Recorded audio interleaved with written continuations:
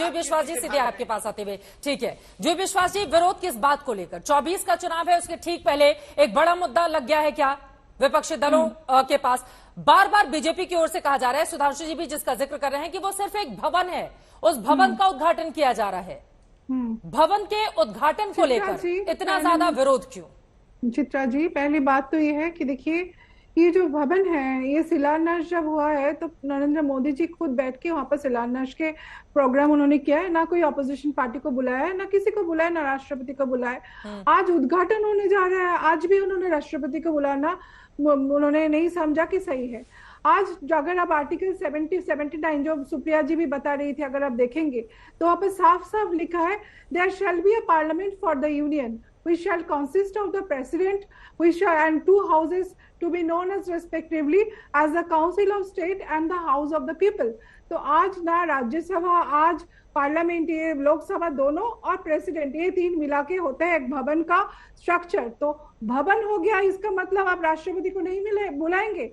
पहली बात तो यह है कि आदिवासी महिला राष्ट्रपति है, उनको आप उनको नहीं बुला रहे, ये तो सबसे विश्वास जी, देश ये सवाल आप लोगों से पलट कर नहीं पूछेगा विपक्षी दलों से, ज्यादातर विपक्षी दलों से, कि जब वही आदिवासी एक महिला देश की राष्ट्रपति का चुनाव लड़ रही थी तो इतना ज्यादा विरोध हो रहा था, वो हर जगह जा जाकर अपने लिए वोट मांग रही थी, इतना ज्यादा विरोध किया जा रहा था। एक साल के बाद ऐसा पलटी हो चुका है, ये तो देश के जेहन में एक सवाल होगा ना। फिर निर्विरोध चुनकर उनको बिठाते और आज ये सवाल करते तो आप लोगों पर क्या ज्यादा भरोसा नहीं होता? जो विश्वास जी, चित्रा जी, मैं बोल रही हूँ, 2 मिनट सुन लीजिए।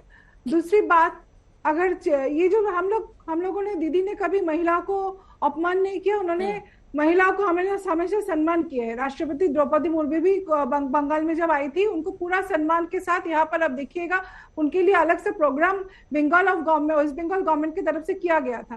कुछ दिन पहले की बात, मैं आपको आपके चैनल में ही हुआ है, आप देख लीजिए। दूसरी बात तो है, आज ये जो सेंट्रल विस्टा वैनिटी प्रोजेक्ट है, इसके लिए 20,000 करोड़ रुपया इन्होंने खर्चा किया। अब 20,000 रुपया खर्चा करके नया भवन बनाने का कोरोना के टाइम पे क्या जरूरत था, जब लोगों के ऊपर, सर के ऊपर छत नहीं है। अब सब लोगों के सर के ऊपर छत नहीं दे पाए, आप मनरेगा का पैसा नहीं दे पा रहे। बंगाल में जो 100 लोग 100 दिन का काम करते हैं, जो रोटी रोजी के लिए, उनके पैसा आप नहीं दे पा रहे। आज आप कोई नया हॉस्पिटल नहीं बना रहे हैं, एम्स जैसा बड़ा हॉस्पिटल आया ही नहीं देश में। आज इतना बड़ा बड़ा कॉलेज, यूनिवर्सिटी सारे विश्व में हो रहा है। हमारा शिक्षा क्षेत्र में भारत के क्या अभी योगदान है? ये सारे दोनों अलग अलग विषय हो गए ना, इसका जवाब सुधांशु जी देंगे। दोनों अलग अलग विषय हैं। एक सेकेंड, जो विश्वास जी, हम सब ने कोरोना के काल में देश की संसद के भीतर सांसदों को जिस तरह से बैठे देखा, क्या वो सही था? क्या वो सही था? उसमें बैठने की जगह अगर सभी सांसद एक साथ बैठ जाए तो वहां पर बैठने के लिए कितनी मुश्किलें पेश आती हैं। 96 साल पहले बना था पुराना संसद भवन, अब नई जो परिसीमन होगी लोकसभा की, उसमें जब सीटें बढ़ेंगी, लोग कहां बैठेंगे? बाहर थोड़ी ना बैठेंगे लोकसभा के। तो अगर कुछ बदलाव किया जा रहा है तो उसका वेलकम करने में क्या दिक्कत है? एलजेपी के प्रवक्ता भी हमारे साथ, उनके लिए रेनोवेशन धीरेन्द्र जी आ रही थे, सीट का अरेंजमेंट करवा सकते थे और रेनोवेशन से भी हो जाता।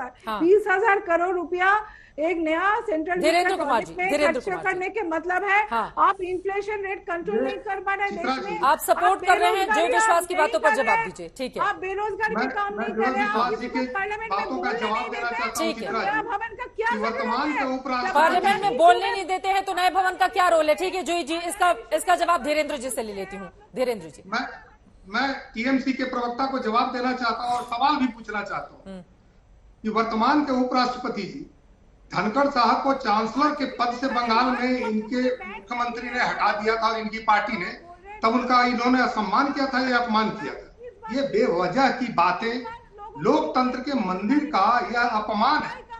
यह किसी व्यक्ति का विरोध कर रहे हैं, नीतियों का विरोध होता है साहब, व्यक्ति का विरोध कर रहे हैं।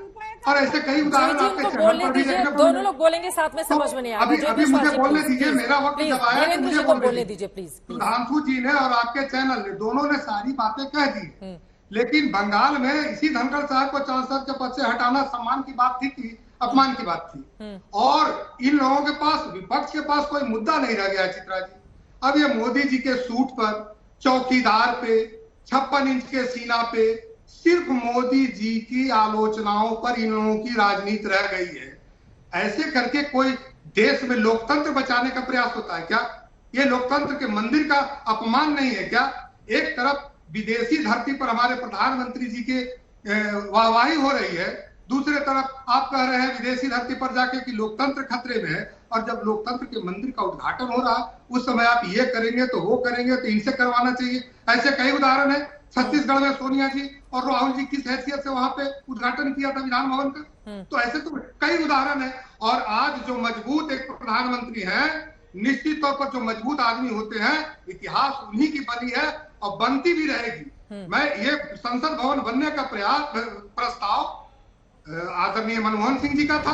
अगर आदरणीय मोदी जी ने उनकी बातों को आगे बढ़ाया है तो ये कौन सा गलत काम है? ये तो बहुत अच्छी बात है, इसका तो स्वागत होना चाहिए। उस सदन में क्या नहीं जाएंगे विपक्ष के लोग? चुनाव में नहीं बात जुलाई में जब संसद का सत्र शुरू होगा तो आप लोग जाएंगे नहीं संसद भवन में? सुप्रिया जी वो सवाल पूछ रहे हैं।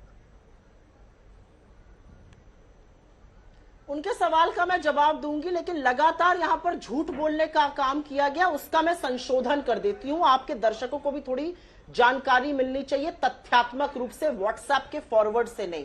3 अगस्त 1970 को पार्लियामेंट एनेक्स का फाउंडेशन स्टोन ले किया प्रेसिडेंट वीवी गिरी ने। हाँ, उसका इनॉग्रेशन 1975 में श्रीमती इंदिरा गांधी ने किया। राजीव जी ने लाइब्रेरी का फाउंडेशन ले किया, इनॉग्रेशन राष्ट्रपति के.आर. नारायणन ने किया। हमीद अंसारी वाइस प्रेसिडेंट थे, सोमनाथ चैटर्जी लोकसभा के स्पीकर थे, इन्होंने फाउंडेशन ले किया एक्सटेंशन ऑफ पार्लियामेंट एनएक्सी का इनॉग्रेशन प्राइम मिनिस्टर मोदी ने करने की जरूरत नहीं है, फाउंडेशन भी ले मोदी जी करेंगे। रुक जाए, मैं दिखा देती हूँ। आप कह रहे बार बार झूठ परोसा गया, तो जो लाइनें हैं वो दर्शकों को क्लियर रहे कि कम से कम हमारी ओर से जो सही और तथ्यात्मक चीजें थी वही देती है सुप्रिया जी, इसलिए क्योंकि आपने कहा तथ्यात्मक रूप से गलत बातें कही गई, इस वजह से। आप क्यों पर्सनली ले रही हैं?